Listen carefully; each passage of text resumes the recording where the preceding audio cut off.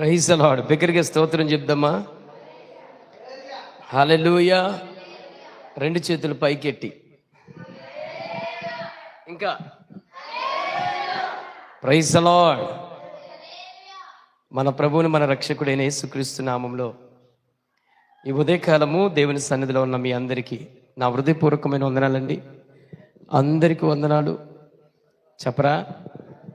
వందనాలమ్మ, అందరికీ వందనాలక్క. దగ్గరగా చెప్పమ్మా.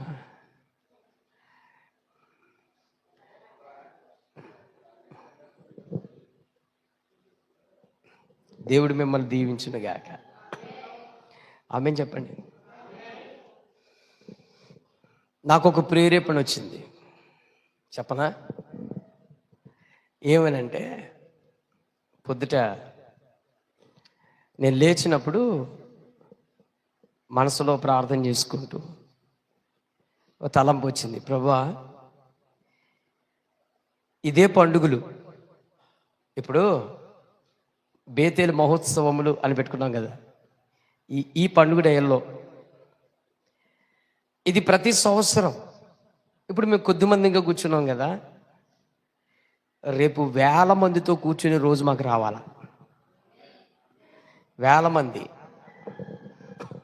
అప్పుడు మరి పండగ ఉంది కదా, పండగల్లో నుంచి జనం మరి మీటింగ్కి వస్తారా? అప్పుడు మేమందరం ఉంటే వస్తారంటవా అని అడిగితే, వస్తారు. ఎలా వస్తారు అని అంటే, ఆ మీటింగ్కి వెళితే ఆ 3 దినాలు లేక 4 దినాల్లో పాల్గొంటే అద్భుతాలు మా జీవితంలో జరిగినాయి అని సాక్ష్యాలు కనబడినప్పుడు ప్రజలు తరలుగా వస్తారు. అవునా కదా? మాట్లాడరేంటమ్మా? అవునా? కాబట్టి మరి అంతమంది ఉన్నప్పుడే ఇస్తావా? మా కొద్దిమందిలో ఇవ్వా? కొద్దిమందిలో ఇవ్వా అని అడిగితే ప్రభు ఇస్తానంటున్నాడు. నమ్మినోడు స్తోత్రం చెప్పండి. ఇస్తాడు ఎప్పుడైనా? ఖచ్చితంగా ఇస్తానన్నాడు. ఇస్సాగారు బలం పొందుకుని వెళ్ళాలా. ఏం పొందుకోవాలి? మీరు ఎదర పడిపోతున్నారంటే కొంచెం వెనక్కు కూర్చోండి.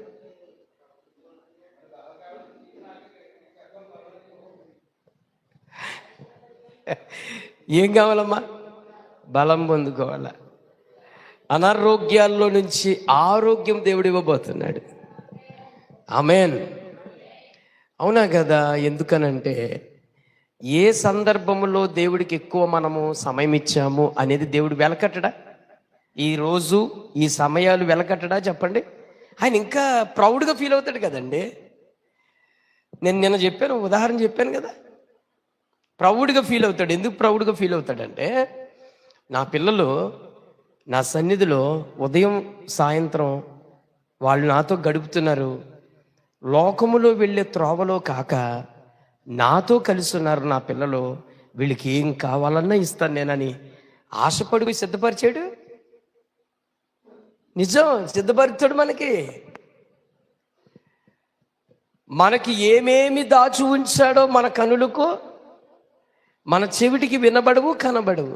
ఆయన అన్ని మనకేం కావాలో అన్ని బహుమానాలు ఇచ్చేసాడు, సిద్ధపరిచాడు. మీరు చేయలేదండి. మీకేం కావాలి? మీకేం కావాలి? చేయలేదు. మనసులో కోరుకోండి ఒకసారి. మీకేం కావాలి? నిజంగా ఇగో నేను ఇంకోటి చెప్తున్నా, భౌతికమైనవి కాదు. మీరు మనసులో ఆత్మీయతగా ఏం కావాలో చెప్పండి, దేవుడు ఇవ్వడానికి రెడీగా ఉన్నాడు. దేవుడు మీ హృదయాంశలన్నీ తీర్చును కాక. నాకు చెప్పపోయినా పర్లేదు, కానీ మీ మనసుల్లో ఇంకొకసారి ప్రిపేర్ చేసుకోండి. దేవా, ఈ 2026లో నేను నీ పండుగల్లో ఇలా నేను ఉన్నాను కదా, నాకు 2 బహుమానాలు ఇవ్వండి. 1 ఆత్మీయత సంబంధించింది, 2 భౌతికంగా సంబంధించింది. ఈ 2 బహుమానాలు నా జీవితంలో దయచేయండి అని కోరుకోండి. ప్రభు మీకు నిశ్చయముగా ఆయన దయచేయునుగాక. ఇది యెహోవా వాక్కు నెరవేర్చునుగాక. ఆమేన్ చెప్పండి.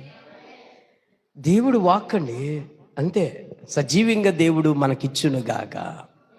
ఆమెన్. దేవునికి చెందాల్సిన మహిమను నీవు ఎవరికి ఇస్తున్నావు అనే దానికోసం చెప్పండి, చెప్పండి మాట. దేవునికి చెందాల్సిన మహిమను నువ్వు ఎవరికి ఇస్తున్నావు? ఈ విషయం గుర్తొచ్చినప్పుడు చాలా విషయాల్లో నాకు బాధ కలిగించిన విషయాలు కూడా ఉన్నాయి. ఒకసారి మనము దేవునికి ఎందుకు మహిమ చెల్లించాలి అనే దానికోసం ఒకసారి ఆలోచిస్తే మనకి బాగా అర్థమవుద్ది. ఇప్పుడు దేవుడికి ఎందుకు మహిమ చెల్లించాలి? మహిమ అంటే ఏంటంటే స్తుతి, ఆరాధన, పొగడడం, ఘనపరచడం, కీర్తించడం, కృతజ్ఞతలు చెప్పటం, ఇవన్నిటికీ కారణం మహిమ చెల్లించడం. అర్థమైందా? అసలు దేవునికి మనం ఎందుకు ఆయన నిత్యము స్తుతించాలి? ఎందుకు మనం నిత్యం ఆయన ఆరాధించాలి? ఇది నా క్వశ్చన్. 34వ కీర్తనలో నుంచి దావీదు భక్తుడు ఒక మాట చెప్తాడు. 34వ కీర్తన మొదటి వచనం చదవండి. నేను ఎల్లప్పుడూ యెహోవాను సన్నుతించెదను, నిత్యము ఆయన కీర్తి నా నోట నుండును. నిత్యము ఆయన కీర్తి నా నోట నుండును. ఎవరి నోట్లో ఉందంట? ఆయన నోట్లో. దేవునికి ఎందుకు కృతజ్ఞతలు, ఎందుకు స్తోత్రాలు, ఎందుకు స్తుతులు, ఎందుకు మహిమ చెల్లించాలి మనం అని అంటే దావీదు భక్తుడు అంటాడు, నిత్యము ఆయన ఆరాధించే స్తుతి నా నోట్లో ఉందయ్యా అంటున్నాడు. అర్థమైందా? మనం ఆదివారం ఆరాధన తప్ప మిగతా రోజుల్లో ఆరాధించే వాళ్ళు లేరు. ఆరాధించడము అనేది దేవుని మందిరములోనే కాదు, నువ్వెక్కడున్నా ఆరాధించవచ్చు. అది ఏ ప్రదేశమైనా ఆరాధించవచ్చు. నువ్వు పనిలో ఉన్నా ఆరాధించవచ్చు, ప్రయాణంలో ఉన్నా ఆరాధించవచ్చు, ఏ బస్సులో ఉన్నా, ఏ ఆటోలో ఉన్నా, ఏ ట్రాన్స్పోర్ట్లో ఉన్నా, ఏ పరిస్థితుల మధ్య ఉన్నా నీ దేవుణ్ణి ఆరాధించవచ్చు. ఆరాధించడానికి ఒకే ప్రదేశానికి వెళ్ళి ఆరాధించాలని ఏమీ లేదు. ఆరాధన అనేది నీ వ్యక్తిగతమైన జీవితంలో చేసిన కార్యములు గూర్చి, తర్వాత దేవుడు నీకేమేమి చేశాడో, ఏమై ఉన్నాడో, ఆయన ఘనత ఏంటో అన్నీ తెలిసిన వ్యక్తివై నువ్వు నిత్యం ఆరాధించవచ్చు, ఎక్కడైనా ఆరాధించవచ్చు. అయితే అసలు మనం ఎందుకు ఆరాధించాలి? ప్రభువుని ఎందుకు ఆరాధించాలి? దావీదు అంటున్నాడు కదా, ఎల్లప్పుడూ ఏమంటున్నాడు? యెహోవాను సన్నుతించెదను. ఆగండి. ఎల్లప్పుడూ నేను యెహోవాను సన్నిధిస్తాను. ఎల్లప్పుడూ అంటే no time, no day, every day, any time. గొప్ప విషయం ఏంటంటే ఆరాధన చెల్లించడానికి మనం సిద్ధంగా ఉన్నా తీసుకునే ఆయన కూడా రెడీగా ఉన్నాడు. అవునా? మన దేవుడికి 24 hours, by 7, by month, by year, by no days. అర్థమైందా? మెడికల్ షాప్ మీద రాస్తారు కదా 24/, అంటే అర్థమేంటి? వారానికి 7 రోజులు ఈ షాపు నిత్యం తెరుచుంటుందని. మరి మనం సేవించే దేవుణ్ణి ఆరాధించడానికి 24/no days, any day, any time, anywhere, ఎక్కడైనా, ఎప్పుడైనా, ఎలా అయినా ఆరాధించవచ్చు. నా ప్రశ్న ఏంటంటే ఎందుకు ఆరాధించాలి మనం అంటే, ఎందుకు మనం ఆయన్ని ఆరాధించాలి అని అంటే, ఆయన మనలను సృజించిన వాడు గనుక. చెప్పండి మాట. ఆయన మనలను సృజించిన వాడు గనుక, సృష్టించిన వాడు, జీవము పోసిన వాడు, సజీవంగా ఉంచిన వాడు, మనకు పోషకుడు, మన యజమానుడు. అర్థమవుతుందా? మనం యజమానుడైన, మన రాజు ఆయన, మన దేవుడైన ఆయన చాలా చోట్ల చూడండి, గుండె మీద బాదుతూ చెప్తాడు, నేనే మీ దేవుడు అని అంటాడు. నేను తప్ప ఇంకెవరు లేరు నీకు అంటాడు. నేను నిన్ను సృజించి తిని అంటాడు. నిన్ను ఏర్పరిచి తిని అంటాడు. పిండములో ఉండగా నిన్ను చూశాను అంటాడు. నీ అవసరాలన్నీ తీర్చిన వాడు నేనే అంటాడు. నీ ఎక్కర్లన్నీ తీర్చిన వాడు నేనే అంటాడు ఆయన. నీ అవసరాలన్నీ తీర్చిన వాడు నేనే. ఎందుకు సృజించాలంటే ఎందుకు మనం ఆరాధించాలి, ఎందుకు మహిమపరచాలి అంటే ఒక్క రీజన్ కాదు, మోర్ దెన్ రీజన్స్. చెప్పండి ఏంటిది అది? మోర్ దెన్ రీజన్స్ అంటే చాలా కారణాలు బట్టి మనం ఆరాధించవచ్చు.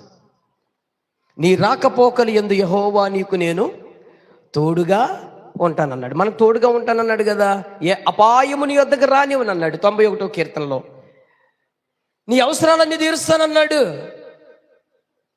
ఇలా లెక్క పెట్టుకుంటే కీర్తనకారులు అందరూ ఏం చెప్తారంటే, ఆయనకి ఎప్పుడు మేము కృతజ్ఞతలు చెల్లిస్తాం, మేము ఆయన స్తుతులు చెల్లిస్తాం, ఎక్కువ ఆయనకి ఆరాధిస్తాం, ప్రార్థిస్తాం, ఆయన మహిమపరుస్తాం, ఆయన ఘనపరుస్తాం.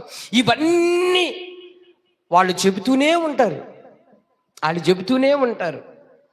అర్థమైందా? భక్తుడు ఒక మాట అంటాడు, రాత్రి జామున నీ కొరకు నేను ధ్యానిస్తున్నప్పుడు క్రొవ్వు మెదడు దొరుకున్నట్లు నాకు దొరుకుతుందయ్యా అంటాడు. దేవుని కొరకు మీరు ఆలోచించారు ఎప్పుడైనా? రాత్రిపూట పడుకున్నప్పుడు కానీ మీరు ఖాళీగా ఉన్న టైంలో దేవుని మీద మీ దృష్టి ఎప్పుడైనా వచ్చిందా, వెళ్ళిందా? అసలు దేవుడు ఏమై ఉన్నాడు, దేవుడు ఎలాంటి వాడై ఉన్నాడు, అసలు ఆ దేవుని కలుగునే భాగ్యం మనకి ఎంత దొరికింది, ఆ దేవుడు ఎంత గనుడైన వాడు, ఆ దేవునికున్న మహిమ ఎటువంటిది, ఆ దేవుడు మన కొరకు ఎంత తగ్గించుకుని వచ్చేసాడు, ఆ దేవుడు నరమాత్రుడిగా మారడానికి ఎంత మన మీద ప్రేమ ఉంటూ వచ్చాడు. ఇవన్నీ లెక్క పెట్టుకుంటూ వెళితే లెక్క లేనంత స్థుతులు ఆయన చెల్లించిన సామర్థ్యులమై మనం ఉన్నాం. 1, 2, 3 అనే రీజన్ లేవు, కౌంట్ లేదు. మనం సృజించిన మన దేవుణ్ణి ఆరాధించడానికి నో కౌంట్. ఈ కారణాన్ని బట్టి ఆరాధించాలి, ఈ కారణాన్ని బట్టి స్తుతించాలి, ఈ కారణాన్ని బట్టి మహిమపరచాలి, ఈ కారణాన్ని బట్టి మేము ఆయన ఆరాధించాలనేది లేదు. No reasons. మోర్ దెన్ మన మీద ఆయన కృప అంత విస్తరించి ఉన్నది. హల్లెలూయా. చిద్దమ్మ హల్లెలూయా. చెప్పండి బిగ్గరగా హల్లెలూయా. కాబట్టి ఆయన ఆరాధించడానికి ఆయన ఆరాధించడానికి మనకి ఆయన ఎన్నెన్ను చేశాడంటే ఇంకా లెక్క లేనివన్నీ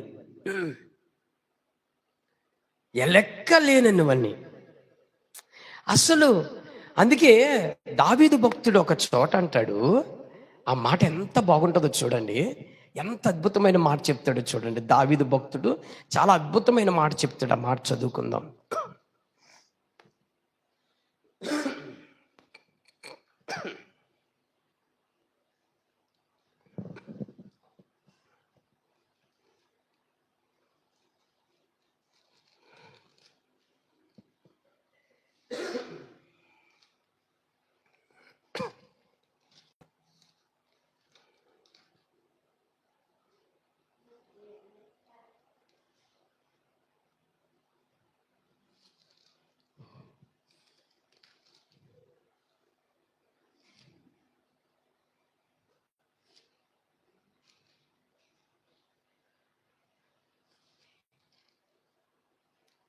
చూడండి, కీర్తన గ్రంథం 40వ అధ్యాయం ఈ మాట ఎంత అద్భుతంగా ఉంటుందో చూడండి. 5వ వచనం. యెహోవా నా దేవా, నాన్న చక్కగా స్లోగా చదవాలి. యెహోవా మా దేవా, నా దేవా, నీవు మా ఎడల జరిగించిన ఆశ్చర్య క్రియలను, మా ఎడల నీకున్న తలంపులను బహు విస్తారములు, వాటిని వివరించి చెప్పేదననుకొంటినా అవి లెక్కకు మించినవి. నీకు సాటి అయిన వాడొక్కడును లేడు. బలులనైనను నైవేద్యములనైనను నీవు కోరుటలేదు. నీవు నాకు చెవులు నిర్మించి ఉన్నావు. దహన బలులనైనను పాప పరిహారార్థ బలులైనను నీవు తెమ్మనలేదు. అప్పుడు పుస్తకము పుచ్చుటలో నన్ను గూర్చి వ్రాయబడిన ప్రకారము నేను వచ్చి ఉన్నాను. నా దేవా, నీ చిత్తము నెరవేర్చుట నాకు సంతోషము. చాలు. ఇదే మాటలో నుంచి మనం 51వ కీర్తనలోకి వస్తే, 51వ కీర్తనలో ఏమంటాడో చూడండి. 51వ కీర్తనలో 16వ వచనము, 15 నుంచి చదవమ్మా.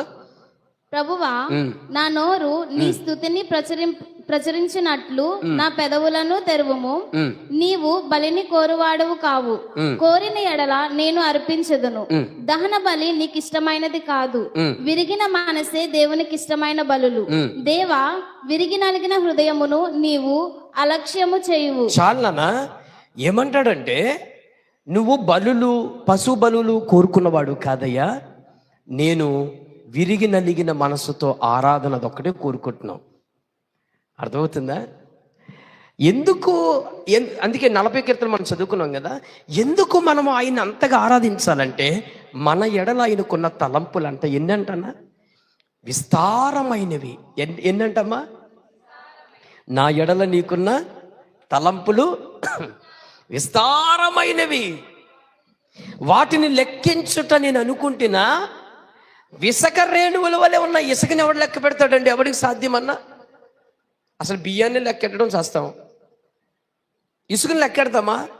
మన మీద మన దేవునికున్న తలంపులు, ఆయన ఆలోచనలు, నిన్ను ఏం చెయ్యాలో, నిన్ను ఎక్కడ పెట్టాలో, నిన్ను ఎలా బాగు చేయాలో, నిన్ను ఎలా దీవించాలో, నిన్ను ఎలా హెచ్చించాలో, నీ పేద ఎంత ప్రణాళిక, ఎంత తలంపులు ఉన్నాయో తెలుసా? మనం ఏమనుకుంటామంటే, నా బాధ, నా కష్టం, నా ఇబ్బంది,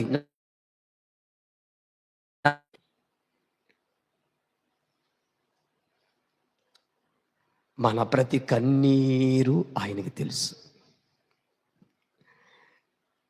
మన ప్రతి కన్నీరు ఆయనకి తెలుసు. మన బాధ సమస్తము ఆయనకి తెలుసు. మన సమస్య అంతా ఆయనకు తెలుసు. మీకు అర్థమైందా? మన మీద ఆయనకున్న తలంపులు, ప్రణాళికలు, అసలు నీ ఇంట్లో వాళ్ళ మీద నీ ఇంట్లో వాళ్ళు కూడా నీ మీద అంత తలంపులు ఉండవు. బంగారు తల్లి వింటారా? మీరేమనుకుంటారంటే, మా నాన్న చదివిస్తాడు, మా అమ్మ మంచిగా భోజనం పెడుతుంది, మా అవసరాలన్నీ వాళ్ళే తీర్చేస్తారు అనుకుంటారా? కానే కాదు అది. వాళ్ళు జస్ట్ టెంపరీ. మీరు దగ్గరున్నప్పుడే వాళ్ళు ఏదైనా చేయగలుగుతారు, కానీ మీరు దూరంగా ఉన్నప్పుడు మీ అవసరాలను ఎవరు తీరుస్తాడు?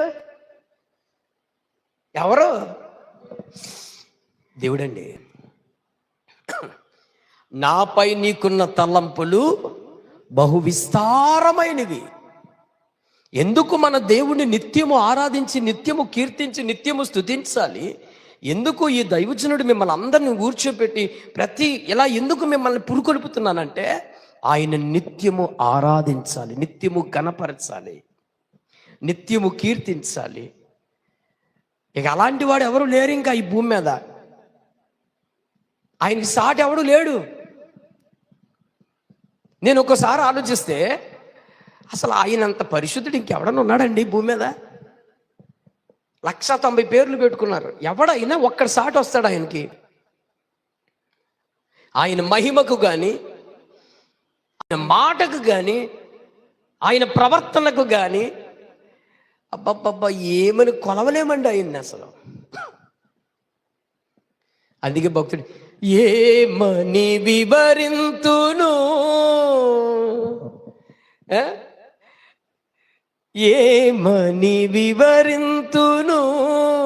ఎంత చక్కటి రాగాలు, పాటలు రాశారు చూడండి ఆయన మీద. నా పైన నీకున్న ఆ కార్యము, ఆ ప్రేమను బట్టి ఏమని వివరించగలం?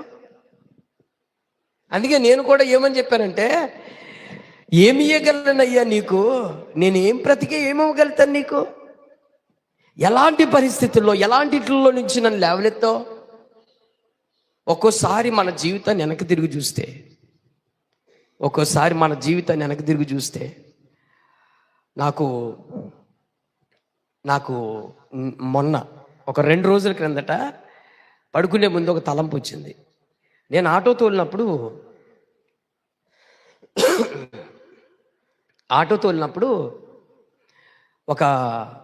ఒక మాటలో సహోదరుడు, ఒక అబ్బాయి ఉండేవాడు, నాకు స్నేహితుడు. ఆయన బంధువుల్లో ఒక అబ్బాయి పెళ్ళైతే నన్ను కూడా తీసుకెళ్ళాడు. అర్థమైంది మీకు? ఆ అబ్బాయిది పెళ్ళి, ఇంకొక అబ్బాయిది. నేను పెళ్ళికి వెళ్తున్నాను రా వస్తావా అని అడిగితే నేను కూడా ఆటో మానేసి, అప్పుడు ఈ పడతాడికి బ్రిడ్జ్ లేదు, చిన్న గొల్లపాలెం బ్రిడ్జ్ లేదు, కొట్లకాడ పెళ్ళి. అప్పుడు మాట కట్టారు, నావ, ఇంజిన్ నావ. పెళ్ళి ఇప్పుడు తెల్లారి గట్ల 3 తెల్లవారి గట్ల ఎక్కి ఆ నావలో ప్రయాణం చేసి ఆ హైందవ టెంపుల్కి వెళ్ళాను నేను. అక్కడికి వెళ్ళి వాళ్ళ పెళ్లి జరుగుతూ ఉంటే నేను అక్కడే ఉండి నాకు అవన్నీ గుర్తొస్తున్నాయి. ప్రభా, నేను అంత నీచుండు కదా, అసలు ఆ టెంపుల్ కాడ ఉన్నాను, నేను ఆ దేవాలయంలోకి వెళ్ళాను. అసలు నేను ఈ స్థాయిలో నేను ఉంటానని అసలు ఊహించుకున్నానా? నన్ను అప్పుడు కూడా ఎరిగి ఉన్నావు కదా. నాపై నీకు ఎంత కృప ఉంది ప్రభా. ఎక్కడ డైవర్ట్ అవ్వకుండా, ఎక్కడ నేను ఆ బంధకాల్లో వెళ్ళకుండా, ఎక్కడ ఆ చీకట్లో ఉండకుండా, ఎక్కడ కూడా నేను ఏ విషయంలో ఇది అవ్వకుండా నన్ను ఎలా తీసుకొచ్చినావు ఇక్కడికి? ఇంత జ్ఞానం ఎలా ఇచ్చావు?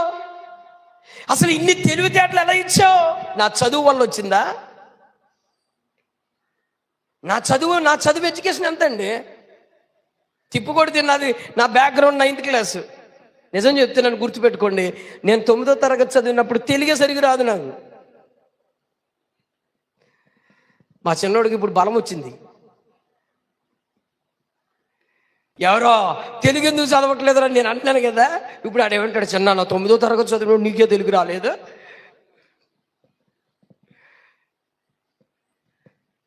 నిజం, 9వ తరగతి నాకు సరిగా పదాలు వచ్చాయి కాదు, రాయటంలో ఒత్తులు తెలీదు. మరి ఎందుకు ఇంత జ్ఞానం? ఎక్కడి నుంచి వచ్చింది తెలివి? ఎక్కడి నుంచి వచ్చింది ఈ ఆలోచన? అంటే నా దేవుడు నాకు గొప్ప విస్తారంగా నాకు అన్నీ ఇచ్చేసాడు ఆయన. హల్లెలూయా. ఆయనతో ఉంటే భూమిని తలకిందలుగా మార్చచ్చు. అంత శక్తి మనకిస్తాడు ఆయన. మొన్న నేను ఫ్రూట్స్ తీసుకుంటా కానీ షాప్ కూడా ఆగాను. ఫ్రూట్స్ తీసుకుంటా, పల్లిపాలెంలో ఆటో తోలేవాడిని కదా, నేను ఆటో తోలేవాడిని. నాకు అదే ప్లేస్లో 2 కనపడ్డారు నాకు. నేను ఫ్రూట్స్ తీసుకుంటామంటే ఒక ఆయన స్కూటీ వేసుకుని వచ్చి బండి స్టాండ్ వేసి, పల్లిపాలెం ఆయన వచ్చి, వందనాలండి పాస్టర్ గారా అన్నాడు. వందనాలండి అన్నాను. ఆయన ఆటో డ్రైవరు, నేను ఆటో డ్రైవర్మే. ఒకే స్టాండ్లో ఉండి కిరాయిలకు వెళ్ళేవాళ్ళం. నాతో కూడా చాలాసార్లు కిరాయిలకు వచ్చాడు ఆయన. నన్ను ఎంతగానో చూస్తున్నాడు, ఇంకా ఎంతగానో చూస్తున్నాడు. అసలు ఎలా ఉండేవాడండి, ఎలా ఉన్నాడండి ఇప్పుడు? తర్వాత ఇంకో విషయం చెప్పనా, ఓ మాట అన్నాడు. ఏంటండి పాస్టర్ గారు బాగున్నారా? ఏంటి సేవ ఎలా ఉంది? సంఘం ఎలా ఉంది? బాగున్నారా? ఏంటి పిల్లలు ఎంతమంది? ఏం చేస్తున్నారు? పెళ్ళి అయింది కదా ఏంటి? ఇలా అడుగుతూ ఓ మాట అన్నాడు ఆయన. ఏమన్నాడంటే, నువ్వు గుర్తుందా ఒక విషయం అన్నాడు. ఏంటయ్యా అన్నాను. దిర్సుమర్ దగ్గర సీను గుర్తుందా అన్నాడు. నేను అలా వేసే లుక్కు,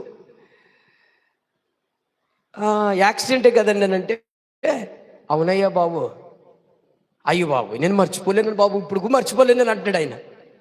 ఇంతకీ మా ఆటో వైస్ ప్రెసిడెంట్ అయినా, ఆటో యూనియన్లో వైస్ ప్రెసిడెంట్ అయినా.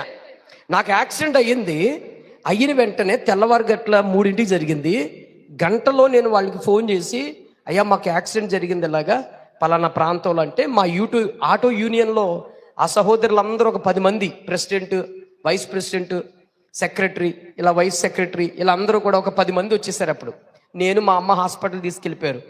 అసలు ఆటో చూసి, ఆ కరెంటు స్తంభాలు ఇరిగిపోయి చూసి, ఆ వైర్లు చూసి దడొచ్చేసిందంటే ఈయనకి. చూసినోడల్లా అసలు చచ్చిపోయి మాడిపోయి ఉంటారు. ఇలా లారీలు ఆగిపోయినాయి, బస్సులు ఆగిపోయినాయి, ఆటోలు ఆగిపోయినాయి, అన్ని ట్రాఫిక్ అయిపోయినాయి. ఆయన ఆ రోజు చెప్తున్నాడు, అయ్యో బాబు యాక్సిడెంట్ ఇప్పటికీ నేను మర్చిపోయినయ్యా, ఇప్పటికీ మర్చిపోను. అసలు బతికేవంటే నువ్వు మీ మమ్మీ బ్రతికారంటే దేవుడు నిన్ను ఇలా ఉంచడానికి కొరకే నేను బతికించాడు రా. స్తోత్రం గట్టిగా, చప్పట్లు కొట్టి గట్టిగా హల్లెలూయా. ఈ రీతిగా ఉండడానికి కొరకే నా దేవుడు సజీవంగా ఉంచాడు. ఊపిరి పోసాడు, ఆయుష్ పెంచాడు, మలుపు తిప్పాడు, ఎక్కడ తిప్పాలో అక్కడ తిప్పాడు, ఆ టైంలో తిప్పాడు, గిర్ర గిర్ర గిర్ర తిప్పాడు.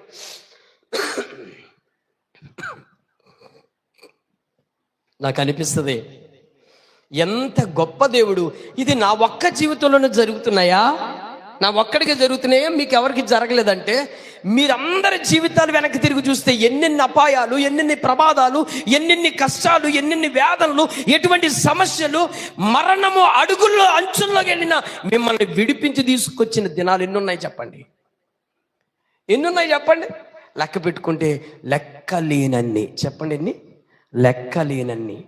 అందుకే సజీవులు ఉన్న భూమిపై మనల్ని సజీవులుగా ఉంచాడు ఆయన.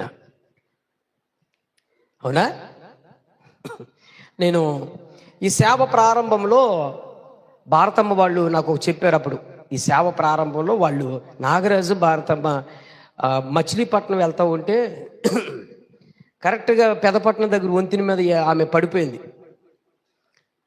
వెనక్కి బోల్డగా పడిపోతే ఆమెకి తలకి బలమైన గాయం తగిలింది. అయితే ఐసీలోకి వెళ్ళేంత పరిస్థితి కాకుండా ట్రీట్మెంట్ మామూలుగా ట్యాబ్లెట్లు ఇచ్చి పంపించేంత పరిస్థితి జరిగింది.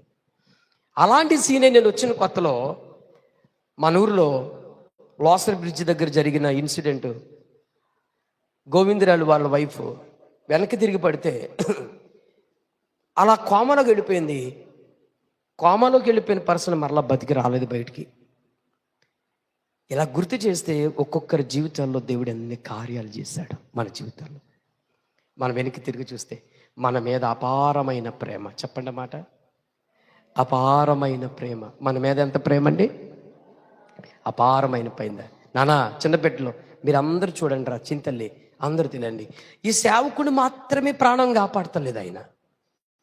స్వార్థపరుడు కాదు నా దేవుడు. నిన్ను నిన్ను నిన్ను నిన్ను నిన్ను అందరినీ ఎవరి జీవితాలు వాళ్ళని ఆయన సజీవంగా ఉంచుతున్నాడు. నీకంటూ ఒక ప్రత్యేకంగా ఒక దూతను కావలిగా ఉంచాడు. అర్థమైందా? 34వ కీర్తనలో యెహోవా యందు భయభక్తులు గల వారి ఎడల ఆయన దూత కావలిగా ఉంచాడంట. ఆయన నీ చుట్టూ ఒక దేవదూత ఉంది, నీ చుట్టూ దేవదూత ఉంది. కోబర్ అనే సౌదీ అరేబియాలో కోబర్ అనే ప్రాంతంలో హెబ్రోన్ సహవాసంలో నేను వాక్య పరిచర్య చేయటానికి కానీ ఆ సంఘంలోకి వెళ్ళేవాడిని. అప్పుడప్పుడు తెలంగాణ ఒక ఆయన ఉండేవాడు. ఆయన నేను వెళ్ళినప్పుడల్లా ఆయన అనేవాడు, ఆయన నన్ను చూస్తా, నేను వచ్చినప్పుడల్లా చూస్తూ ఉండేవాడు. పరంజ్యోతయ్యా అనేవాడు. పరంజ్యోతయ్యా నువ్వు వస్తావు ఉంటే వెనకాల ఇద్దరు వ్యక్తులు పెద్ద ఖడ్గాలతో ఫైర్ అగ్ని వచ్చినట్లుగా నా కళ్ళకలా కనపడుతుంది ఏంటి అని కూడా ఆయన. ఏం ఫైర్ నింపాడు ఆయన నీకు, అభిషేకం అలాగా. నీ శక్తి ఇతరులు గ్రహిస్తారు. స్తోత్రం చెప్పండి, హల్లెలూయా. అయితే మనం ఎందుకు మన దేవుణ్ణి ఆరాధించాలి, ఎందుకు మనం ఆయన్ని స్తుతించాలి, ఎందుకు ఆయన నిత్యము గణపరచాలి అంటే ఆయన మన పట్ల ఉన్న తలంపులు బహు విస్తారమైనవి. మనుషులను పొగడొద్దు, మనుషులను గణపరచొద్దు, మనుషులను కీర్తించొద్దు, మనుషుల కొరకు గొప్పగా చెప్పొద్దు. నువ్వు చేసే పనిలో అయినా సరే, నువ్వు చేసే ఉద్యోగం అయినా సరే, నువ్వు చేసేది వ్యాపారం అయినా సరే, ఏ విషయంలో నిన్ను నువ్వు గణపరుచుకోవద్దు. నా తెలివి వల్ల, నా జ్ఞానం వల్ల, నా ఆలోచనల వల్ల ఇదంతా జరిగింది అని ఎప్పుడు ప్రౌడ్గా ఫీల్ అవ్వద్దు. సమస్తము మన దేవునికే మహిమ కలగాలి. నేను ప్రౌడ్గా చెప్తానండి, ఇంత జ్ఞానం నా తల్లిదండ్రుల్లోంచి రాలేదు, ఇంత జ్ఞానం నేను చదువుకునే పుస్తకాల నుంచి రాలేదు, ఇంత జ్ఞానం సమాజాన్ని బట్టి రాలేదు, ఇంత జ్ఞానం, ఇంత తెలివి, ఇంత మాట వాక్చుర్యత ఎవరి నుంచి వచ్చిందంటే నన్ను సృజించిన, నా కొరకు ప్రాణం పెట్టిన నా దేవుని యొద్ద నుంచి వచ్చింది. హల్లెలూయా. ఎక్కడి నుంచి వచ్చిందంటే నా దేవుడు ఇచ్చాడు ధారాళంగా. నేను ఆశ్చర్యపోతాను, ఇప్పటికేనే ఆశ్చర్యపోతున్నారు. అసలు ఎలా ఇచ్చాడు ఈ తెలివి, జ్ఞానం, ఇంత గ్రహింపు ఎందుకు ఇచ్చాడు నాకు అనుకుంటాను. ఒకసారి ఏదైనా క్యాచ్ చేసే అలవాటు, ఒకసారి చదువుకునే అలవాటు, ఇదంతా ఎవరికి చెల్లాలంటే నా దేవునికి మాత్రమే చెల్లాలి. నాలో ఏ గొప్పతనం లేదు, మీలో ఏ గొప్పతనం లేదు, ఎవరిలోనూ ఏ గొప్పతనం లేవు, ఎవరు గొప్పతనం లేదు. మన దేవుడే మానవాళ్ళందరికీ ఆయన జ్ఞానముతో నింపి వారి అవసరాలు, వాళ్ళ శక్తి, వాళ్ళకి బలం అన్నీ దేవుడే వాళ్ళకి ఇస్తున్నాడు. హల్లెలూయా. అర్థమైందా? వాడు కండ బలమును బట్టి మనం గర్వించాల్సిన పని లేదు, వాడి బుద్ధి బలాన్ని బట్టి గర్వించడానికి పని లేదు, వాడి జ్ఞానపు బలమును బట్టి గర్వించే పని లేదు. ఏ విషయంలో అయినా సరే నీ తెలివి, నీ జ్ఞానం, నీ చదువు, నీ దేని బట్టి గర్వించడానికి లేదు. దేవుడు మనకిచ్చిన కృప, ఆ గొప్ప ధన్యత, అంతే. ఆయన ఎందుకు ఆరాధించాలి, ఎందుకు కీర్తించాలి అని అంటే, ఆయన మనలను సృజించి మన అవసరతలు, అక్కర్లు, మన మీద తలంపులు అతి విస్తారమైనవి, ఇసుకరేణు కంటే ఎక్కువై ఉన్నవి. అందుకు నువ్వు స్తుతించవా? అందుకు నువ్వు నేను కీర్తించవా? ఏమండి, మొన్న క్రికెట్ ఆడింది ఒక పాప లేడీస్ టీంలో, మన ఇండియన్స్లో క్రికెట్ టీము. ఒక పాప, అమ్మాయి పేరు జెస్సికా అనుకుంటా కదా. ఏమంటారు రే, మీకు క్రికెట్ వాళ్ళు మీరే కదా, నాకేం గుర్తులేదు పేర్లు. ఆమె పేరు ఏం పేరు? జెస్సికానా? అవునా కదా? కదా, సగం సగం చెప్తున్నారండి. ఆ పాప మీడియా ముందు వచ్చి, మీడియాలో ఒక మైక్ పట్టుకొచ్చి ఇచ్చారు, అమ్మా నువ్వు ఇంత అద్భుతంగా ఈ క్రికెట్ గెలిపించడానికి, ఇంత అద్భుతంగా నువ్వు ఇంత గేమ్ ఇంత చక్కగా ఆడడానికి, మరి ఇదంతా ఎలా జరిగింది అని వాళ్ళు మీడియా వాళ్ళకి మైక్ ఇస్తే, ఫస్ట్ ఆఫ్ ఆల్ ఇలాగంది, first of all thank you Jesus అన్నదంతే. All everything and proud and all everything wonderful. నాకు అన్ని విధాలుగా నాకు శక్తిని, బలమును, అన్నిటిలో నాకు ధైర్యం ఇచ్చి నడిపించిన వాడు నా సర్వశక్తిమంతుడైన దేవుడు, ఆయన యేసుక్రీస్తు ప్రభువారు. ఆ మాట చెప్పగా కొంతమంది ముఖాలు నాకు అర్థం కాదు. యేసయ్య కోసం చెప్తే నీ ముఖం ఎందుకు అలా అయిపోతుంది నాకు అర్థం కాదు. కొంతమంది ముఖాలు అదోలా అయిపోతాయండి.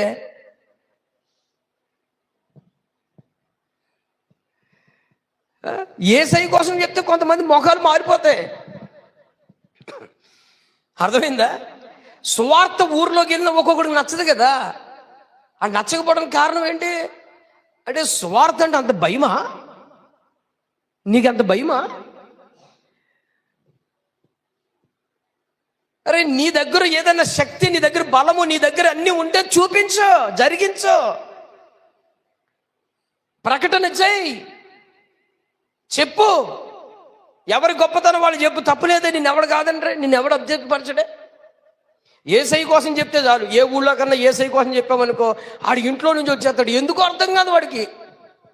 అంటే వాళ్ళు నేనేమనుకుంటానంటే, మామూలు దెయ్యం లేదు ఆడు దాంట్లో. మరి దెయ్యానికి కదండి యేసయ్య అంటే నచ్చదే. ఇప్పుడు పరలోకంలో గొడవ ఎవరికన్నా? యేసయ్యకిని, దేవునికిని, అపవాదికి కదా. మరి అపవాదికి ఇష్టమా యేసయ్య అంటే? కాదు. వాడు ఏం చేస్తున్నాడు? మనుషుల్లో దూరి యేసయ్య పేరు ఎత్తితే చాలు, యేసయ్య ఆరాధన అంటే చాలు, యేసయ్య ప్రార్థన అంటే చాలు, ఆడికి అసలు చిరెత్తిపోద్ది. ఇంకా పడుకోలేడు, కూర్చుండలేడు, అసలు మాట్లాడాడు. వాడికి అసలు యేసయ్య అని పేరు చెప్తేనే వాడు ఒళ్ళంతా ఏదో కదిలిపోయినట్లుగా. నీకు అంత భయం ఎందుకు? నీకు అంత పిరిగితనం ఎందుకు? నీకు అంత ఎందుకు? అసలు నీకేం పని? నచ్చితే విను, నచ్చకపోతే నువ్వు సైలెంట్గా ఉండు, నీ పని నువ్వు చేసుకో. యేసయ్య అని పేరెత్తితే, దేవుడు అని పేరెత్తితే చాలు, ఒక్కొక్కడికి ఏదో అయిపోయినట్లుగా. భయమే. యేసయ్య అంటే ఆ మాత్రం భయం ఉండాలి. ఏమండి, మాట్లాడరేంటి? ఏమండి, కొంతమంది మమ్మల్ని మార్చేయడానికి, మా వాళ్ళు మార్చేయడానికి, నిన్ను ఎవడు మారమన్నాడు? మారితే బాగుపడతావు, మారపోతే నేను ఎవడన్నా బలవంతంగా ఎవడు మారుతాడు చెప్పండి? ఎవడు బలవంతంగా మార్చడు. నచ్చితే బాగుందా మారు, బాగుపడతావు. ఏమండి, అంతేనా అన్న? మా స్కూల్లో స్టడీ బాగుందండి. మేము ఎన్నైనా ఘనతగా చెప్పుకుంటాం, మా స్కూల్లో స్టడీ బాగుంది, మా టీచర్లు బాగా చెప్తారు, మా స్కూల్లో గ్రౌండ్ బాగుంటుంది, మా స్కూల్లో మంచి పచ్చదనం ఉంటుంది, మా స్కూల్లో ఎవ్రీథింగ్ ప్రతిదీ కూడా మంచి సిస్టమేటిక్గా ఉంటుందని నా ఘనత నేను చెప్పుకుంటా. నీ ఓపుకుంటే జాయిన్ అవ్వు, లేకపోతే నీ ఓపుకు లేకపోతే మౌనంగా ఉండు. అరే నీ స్కూల్లో ఏం పెట్టద్దురా, నీ స్కూల్ అది చేయద్దురా, ఇచ్చేదిరా, ఎవడరా పోయి నువ్వు, అసలు నాకు అర్థం కాదు. నా దేవుడు నాకు నచ్చాడు, ఆయన నా కొరకు సమస్తం చేశాడు. ఘనతగా చెప్తా. నీకెందుకు దడ, నీకెందుకు భయం? చెప్పుకో. నువ్వు సేవించే వాళ్ళలో ఘనం ఉంటే చెప్పు, తప్పులేదు. నేను ఎవడ కాదండి, నాకు చెప్పు, నేను వింటా, మనస్ఫూర్తిగా వింటాను. ఏది తెలియదు నాకు, ఏది వాస్తవమో ఏది సత్యమో నేను తెలుసుకున్నాను కాబట్టి నేను భయపడినా. నా ప్రియులారా గుర్తుపెట్టుకోండి, యేసయ్య వార్త, యేసయ్య నామం, సాతాను కోటలు కూల్చబడతాయి. గడగడలాడిపోతాడు సాతాను గాడు. అది మనుషుల్లోకి వెళ్ళి మనుషుల్ని పాడు చేస్తూ ఉంటాడు, పాడు చేస్తూ ఉంటాడు. కాబట్టి ప్రియులారా గుర్తుపెట్టుకోండి, ఈరోజు ఉదయకాలం మనము దేవునికి చెందాల్సిన మహిమ ఎవరికి ఇస్తున్నాం అని అంటే, చూడండి, ఆయనే బాధపడుతున్నాడు. ఈ మాట దేవుడే ఎంత బాధపడుతున్నాడు చూడండి. మనం ఏం చేస్తున్నాం తెలుసా? దేవుని బేట్లకి ఇస్తున్నాం, ఎలా చేస్తున్నాం అనే దానికోసం చూడండి, ఒకసారి చదువుకుందామా?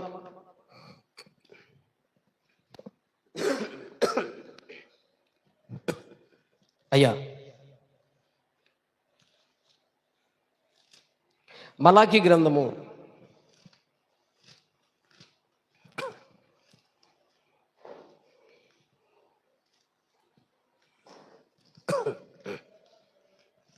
1వ అధ్యాయం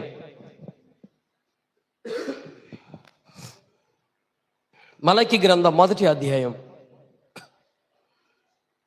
6వ వచనం చదవండి అన్న. అమ్మ చదవండి, 6వ వచనం.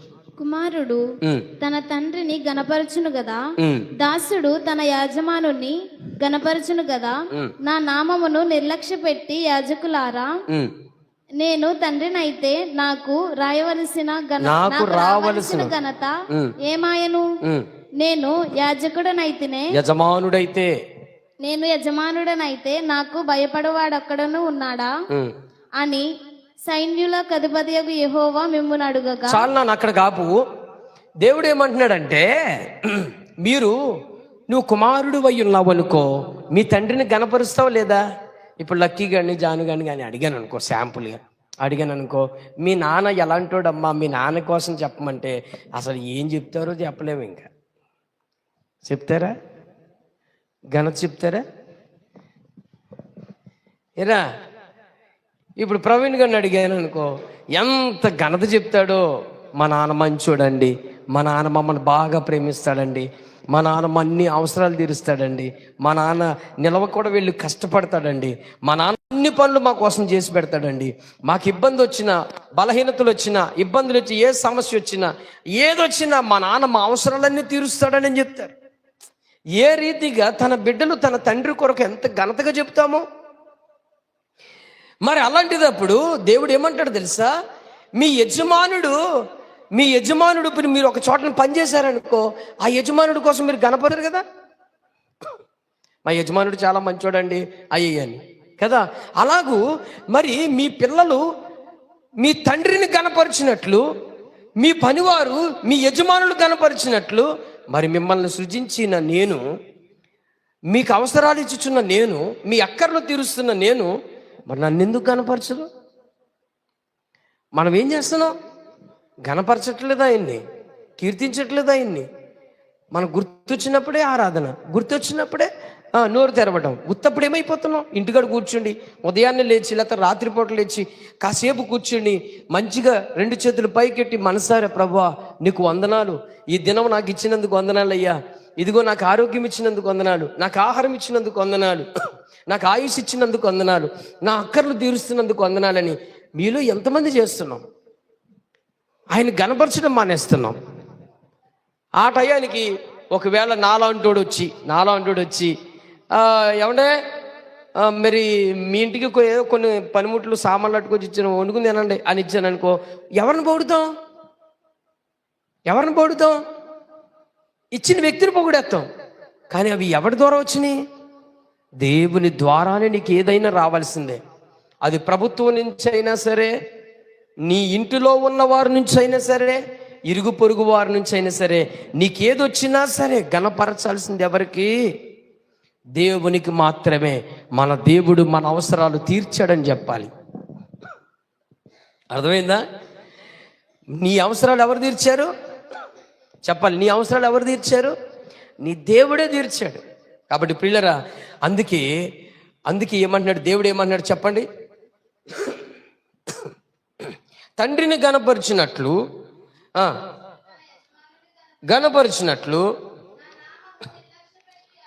నా నామాన్ని ఏం చేస్తారండి మీరు?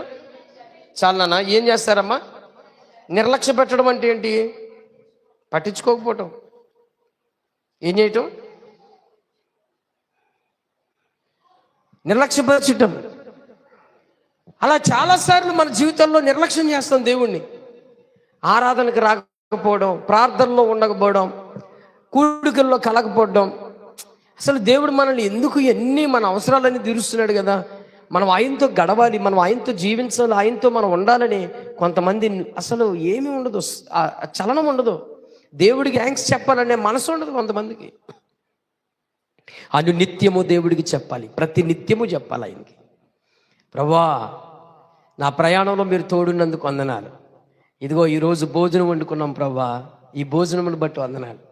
దేవా, తింటున్నాం, వందనాలు నాయనా. ఏది ఇచ్చినా, ఏ తిన్నా, ఏ తాగినా మనం ప్రతిదీ కృతజ్ఞతలు చెప్పాలి.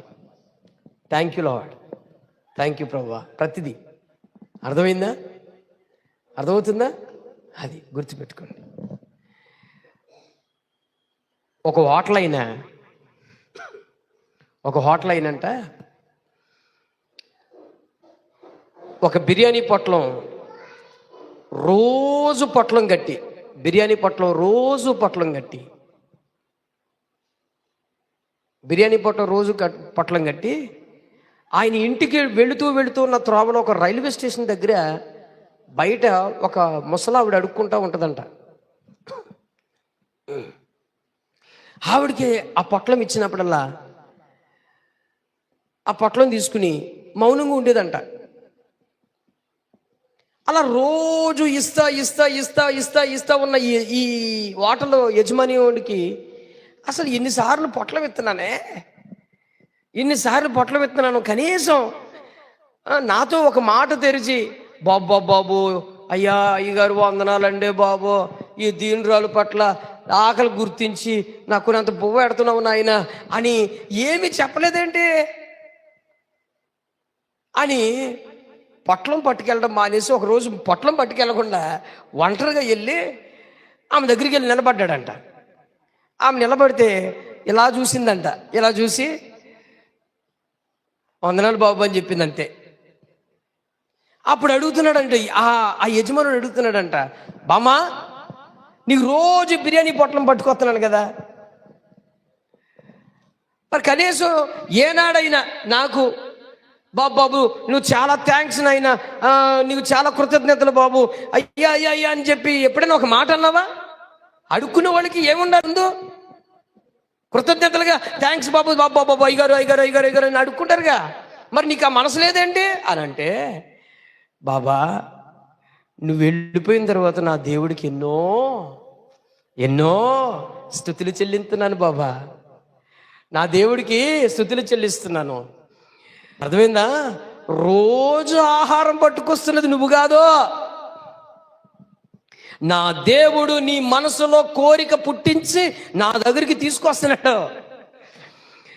అందుకే నీ హోటల్ కోసం కూడా ప్రార్థన చేస్తున్నాను, నీకు ఆరోగ్యం కొరకు, నీ బిజినెస్ ఇంకా అభివృద్ధి చెందాలని ప్రార్థన చేస్తున్నాను. నా దేవుడికి చెప్తున్నాను, అయ్యా ఆ బాబు నాకు ఉన్నది ముద్ద పెడుతున్నాడు కదా, తీసుకొచ్చి ఆ బాబుని దీవించిన ఆయన ద్వారా నాకు భోజనం పెడుతున్నావు కదా అని నా దేవుడికి నేను నిత్యము ఏం చేస్తున్నాను? నేను స్తుతిస్తూ ఉన్నానయ్యా. నీకు నేను భౌతికంగా అయ్యా అని థ్యాంక్స్ చెప్పేదానికంటే నా దేవుడుకు నీ కోసమో నీ షాపు కోసమో నాకు ఇస్తున్నందుకు నేను ఎంతగానో కృతజ్ఞతలు చెల్లిస్తున్నాను. మరి ఈరోజు చేయలేదు, నేను ఈరోజు చేయలేదు, మరి ఏంటి పరిస్థితి, నీకు ఇవాళ భోజనం ఎక్కడ ఉంటుందంటే, నువ్వు తెయకముందే ఇంకొకరి ద్వారా దేవుడు తెప్పించాడు అన్నదంట. మీకు అర్థమైందా? హల్లెలూయా. మరే ఈరోజు నేను చేయలేదుగా, మరి నువ్వు కడుపు కాల్చుకోవాల్సిందిగా, నీ పరిస్థితి ఏంటి అన్నాడు ఈ అబ్బాయి. అన్నప్పుడుగా బామ్మందంట, ఆల్రెడీ నువ్వు తెయకపోయినా దేవుడు ఇంకొకరి ద్వారా తెప్పించాడు బాబు అన్నదంట. స్తోత్రం కలుగును గాక. ఆయన ఏ విధము చేతనైనా మన అవసరాలు అక్కర్లు తీరుస్తాడు. ఒకరు మనకి సాయం చేయకపోయినా పర్లేదు, ఏదో ఒక దిక్కు నుంచి మనకు సహాయం వస్తుంది. స్తోత్రం కలుగును గాక. అర్థమైందా? మనుషులు మనకి సహాయం చేయని అవసరంలా.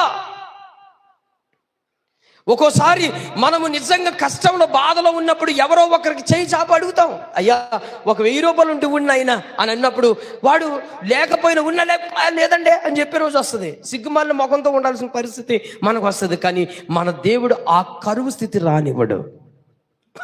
ఆ టైంలో నీ అవసరము తీరుస్తాడంతే. హల్లెలూయా. చెప్పండి రే నాన్న, చెప్పండి. అబ్బా ఎంత బాగా చెప్పారురా. ఏంటి నేను చెప్పమంటేనే చెప్తున్నారండి వీళ్ళు. సందర్భాన్ని బట్టి మనం నాకు ఒక్కోసారి డౌట్ వస్తుందండి. హల్లెలూయా అంటే మేము చెప్తేనే మీరు చెప్తారనమాట. లేకపోతే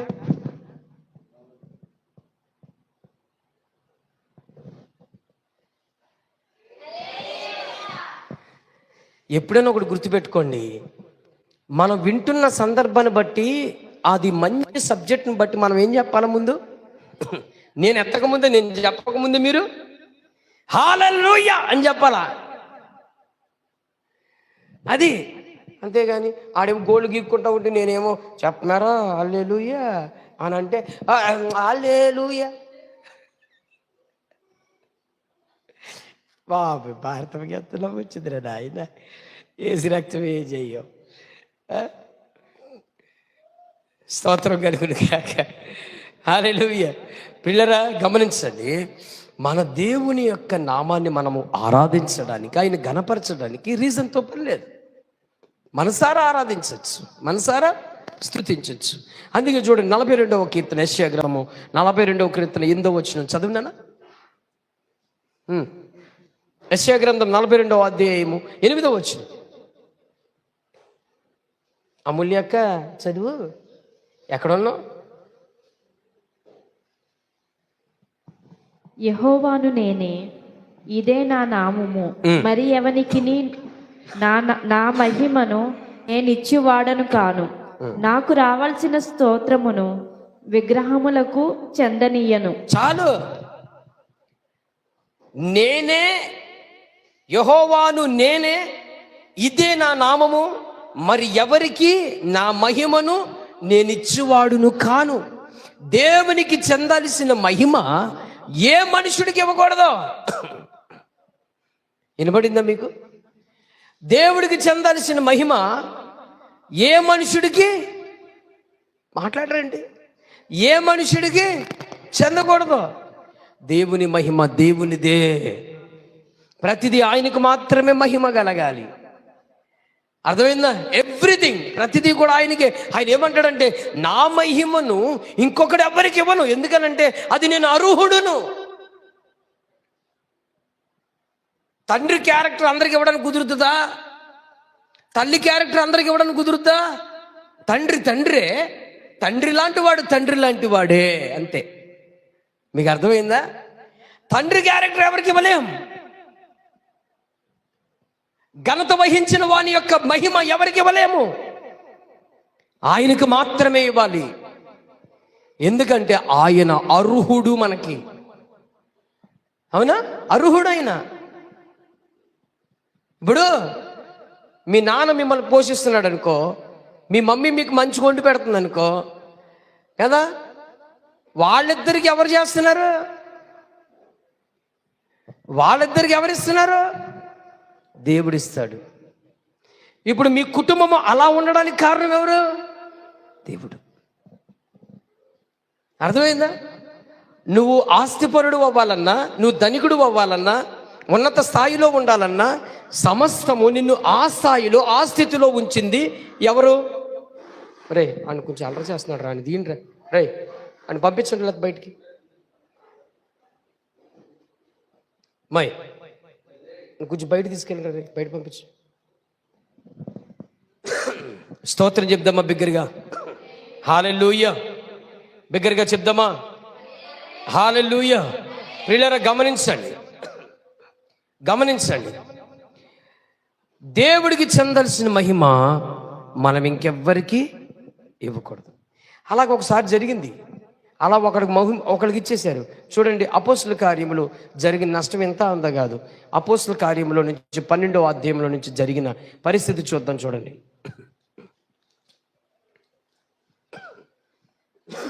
అపోస్తుల కార్యములు 12వ అధ్యాయము 21వ వచనం. నియమింపబడిన దినమందు హేరోదు రాజవస్త్రములు ధరించుకొని న్యాయపీఠము మీద కూర్చుండి వారి ఎదుట ఉపవాసము చేయగా జనులు ఇది దైవస్వరమే. హేరోదు రాజు ఎక్కడ కూర్చున్నాడంటే ఒక మంచి న్యాయపీఠం మీద కూర్చున్నాడు.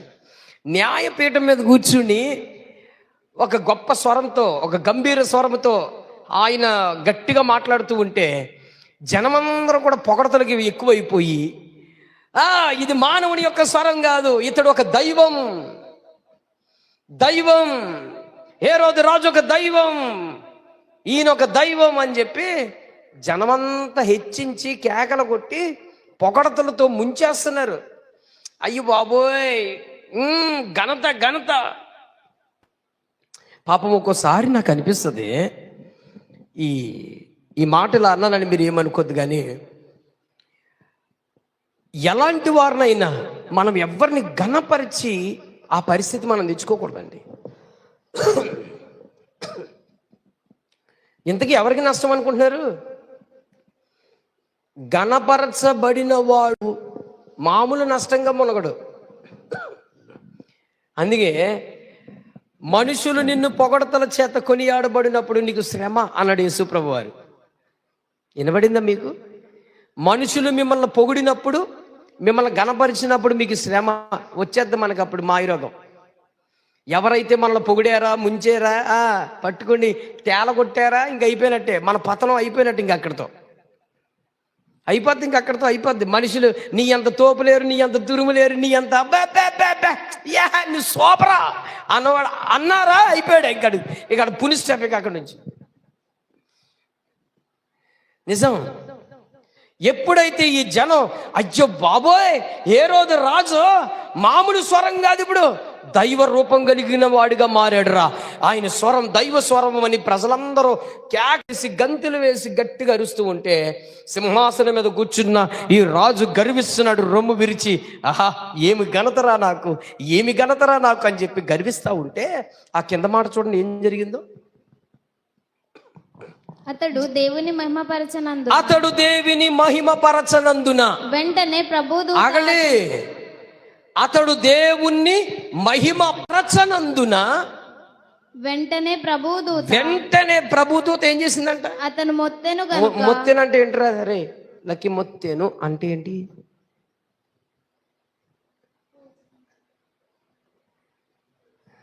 అన్నా ఎవరు చెప్తారు మొత్తెను అంటే? చెప్తావా నువ్వా? చెప్తావా? చెప్తుకెళ్ళామ్మా. టచ్ చేయడం అంట, మొత్తెను అంటే ఇలా టచ్ చేయడం అంట. మొత్తెను అంటే ఎవరు చెప్తారు నాన్న? మా బంగారు కొండలమ్మ మీరా. ఏ రాజ్యంలో పుట్టారమ్మ మీరా? బబులోని రాజ్యమా? మొత్తెను అంటే ఏంటి? పట్టుకోవడమా? ఒరే ఎక్కడున్నారా బాబు మీరా? పెద్దమ్మ మీకు తెలుసు పెద్దమ్మా? ఆగు పెద్దమ్మ, నీకు తెలుసు కదా. ఏమ్మ ముత్తేను అంటే ఏంటో తెలీదా? కొట్టడం అంట, తన్నడం అనలేదు. ఇంకా ఈ బాబు ఇంకా మీకు భాష అర్థం కావట్లేదా? సందర్భాన్ని బట్టి మనకు అర్థమైపోవాలి. ముత్తేను అంటే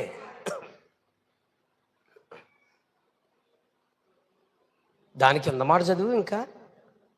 పురుగులు పడి ప్రాణము విడిచాను. అది మొత్తెను అని అంటే ఏంటో తెలుసా?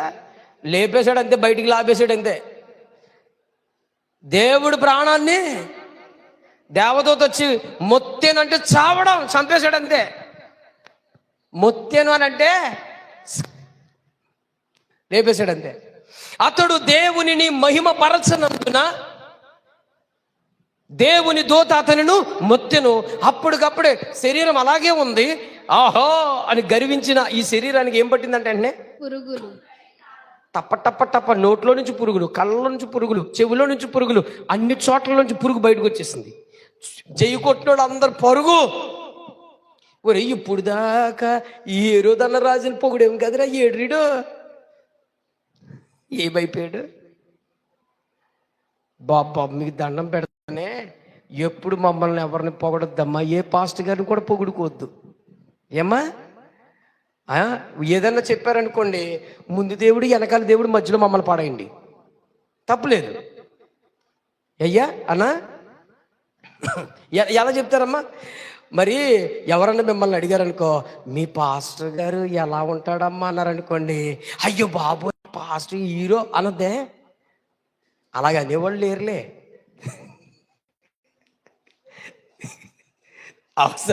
అవసరమైతే నిజంగా చెప్పనా, నా ఆయుష్ పెరగడానికి అలాంటి వాళ్ళు ఉండాలి. ఎలాంటి వాళ్ళు? ఆయన చంపేస్తాడంటే మమ్మల్ని. బట్టలు వేసుకోకపోతే సరే, బట్టలు వేసుకుంటూ ఊరుకోడు, టైంకి రాకపోతే ఊరుకోడు, ఒక ఆదివారం మానేస్తే ఊరుకోడు, మమ్మల్ని చంపేసాడు మాకు పెట్టాడు దేవుడు. ఇక్కడ ఏం ప్రాణం తెత్తకు పెట్టాడు. ఎంత ధన్యుండో నేను. అలా తిడుతూ ఉంటే ఇంకా ఆశీర్వదించబడుతున్నాను. ఎప్పుడు అందులో మా అమ్మని ఎంత మంచిదే, భలే అంటదంట. ఇప్పుడు పెద్దదైంది కదా, కొంచెం మర్చిపోయింది పాపం. తిట్టుకుంటావా క్రాంతి? తెగ తిట్టేసుకునేవారంటే వీళ్ళు. నాకు తెలుసా వీళ్ళు ఉన్నారు ఇప్పుడంటే కొంచెం పాపం మెల్లమెల్లగా మారు మనసు పొందుతున్నారు కాబట్టి నా మీద రిమార్కులు లేవు. కానీ కొంచెం ఒక 2 సంవత్సరాల కిందకి వెళ్తే అందరు తిట్టుకోవడమే.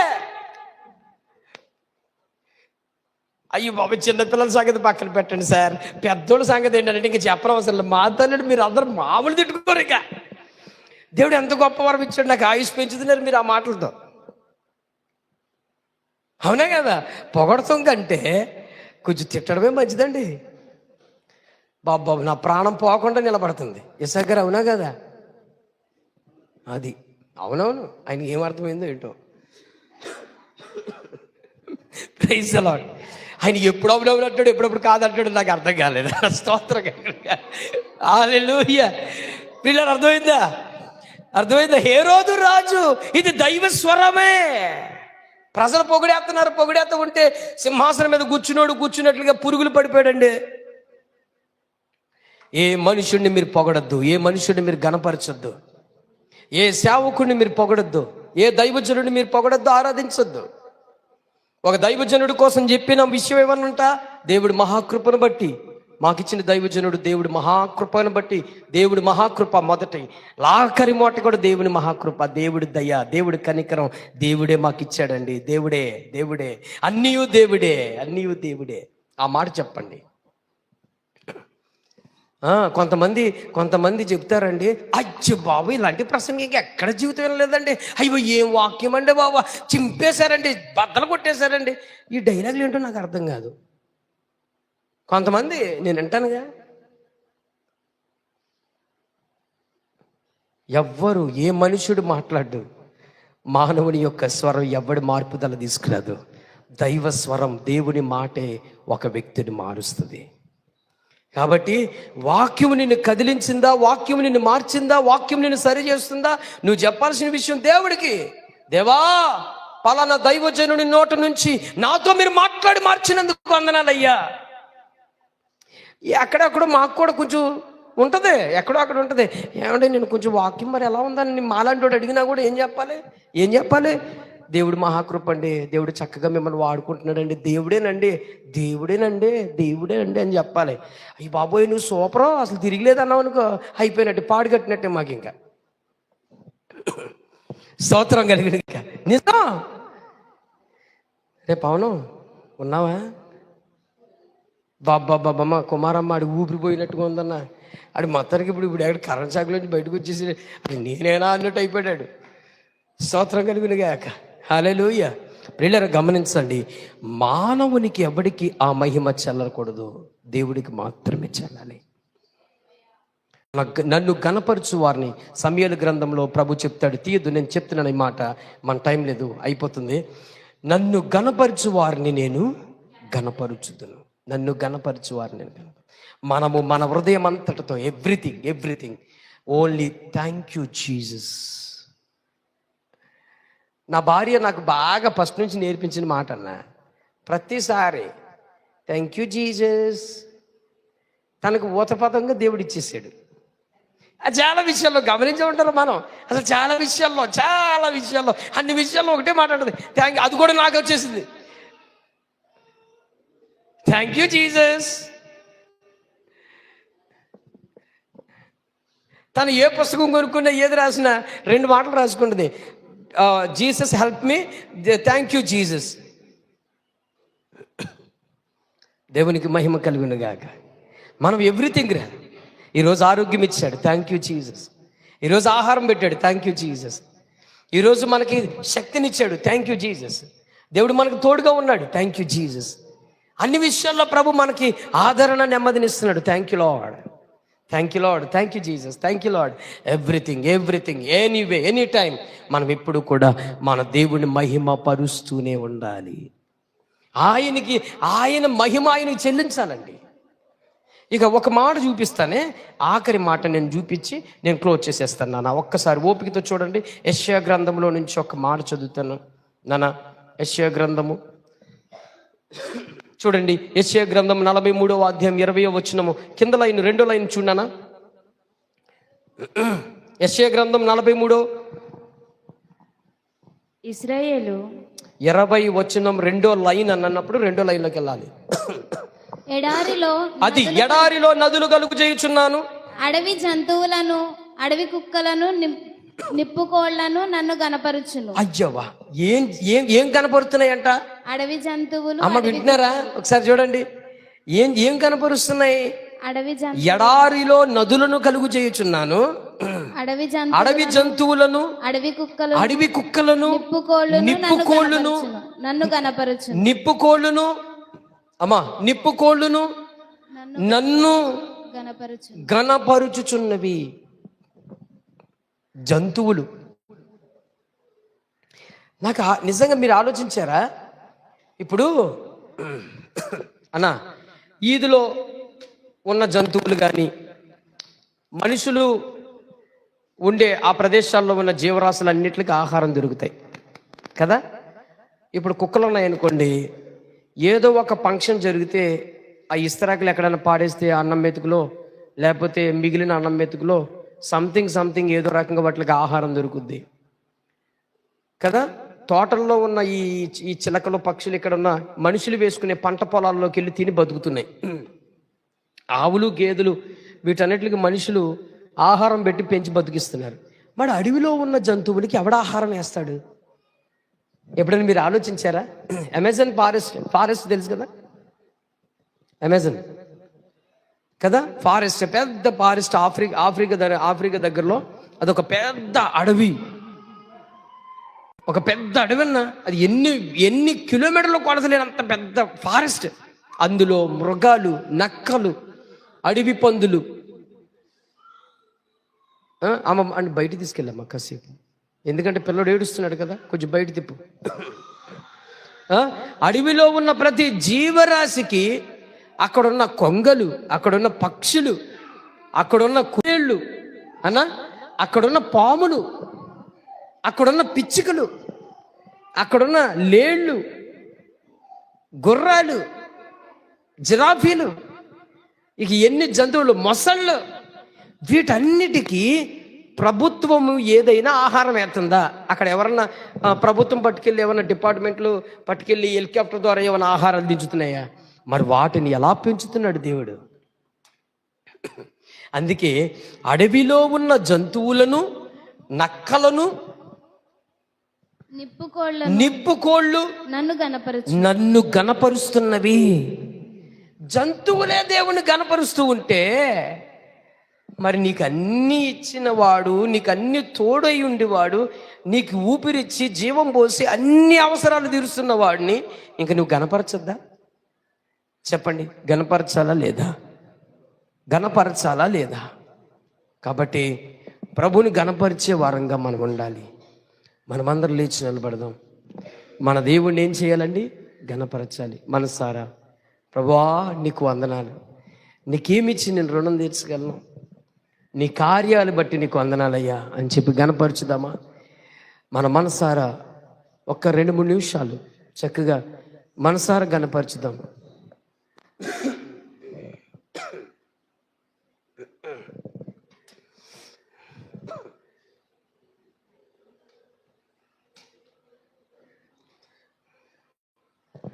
గణపరచుదయా.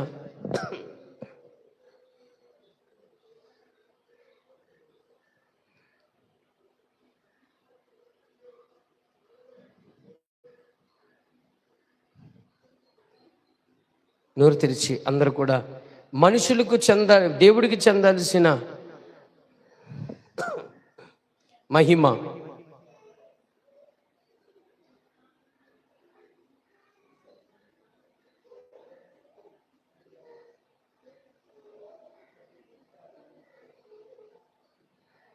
మనసారా ప్రభుని స్తుతిద్దాం.